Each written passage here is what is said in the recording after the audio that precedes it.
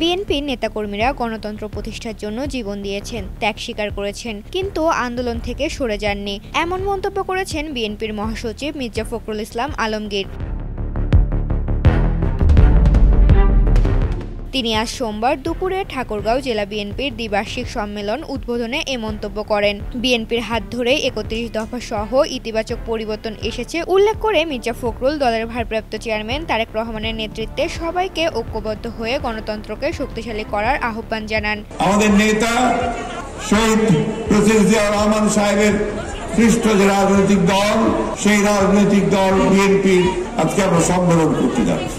আর দুঃখ ভারাক্রান্ত আমরা এই জন্যই, এই সংগ্রাম ও লড়াইকে সত্যিকার অর্থেই বাংলাদেশের কল্যাণে, বাংলাদেশের জনগণের কল্যাণে কাজে লাগানোর জন্য আমরা রাজনৈতিক দল বিএনপিকে শক্তিশালী করি। মির্জা ফখরুল বলেন, ফ্যাসিস্টরা সবার গণতান্ত্রিক অধিকার কেড়ে নিয়েছিল।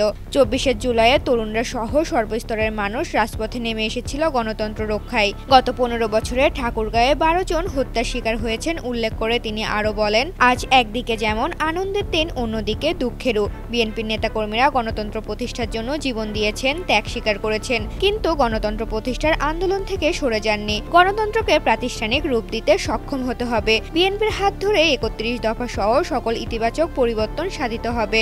২৪শে জুলাইয়ে আমাদের ছাত্ররা, তরুণেরা, শিশুরা, মা বোনেরা এবং সর্বস্তরের মানুষ তাদের অধিকারকে ফিরে পাওয়ার জন্য রাজপথে নেমে এসেছে। এই ঠাকুরগাঁয়ে এই ১৫ বছরে আমাদের প্রায় ১২ জন শহীদ হয়েছেন। সম্মেলনে বিএনপির ভারপ্রাপ্ত চেয়ারম্যান তারেক রহমান ভার্চুয়ালি যুক্ত হয়ে বক্তব্য রাখেন। এর আগে দলীয় ও জাতীয় পতাকা উত্তোলন করে সম্মেলনের উদ্বোধন করেন দলের মহাসচিব।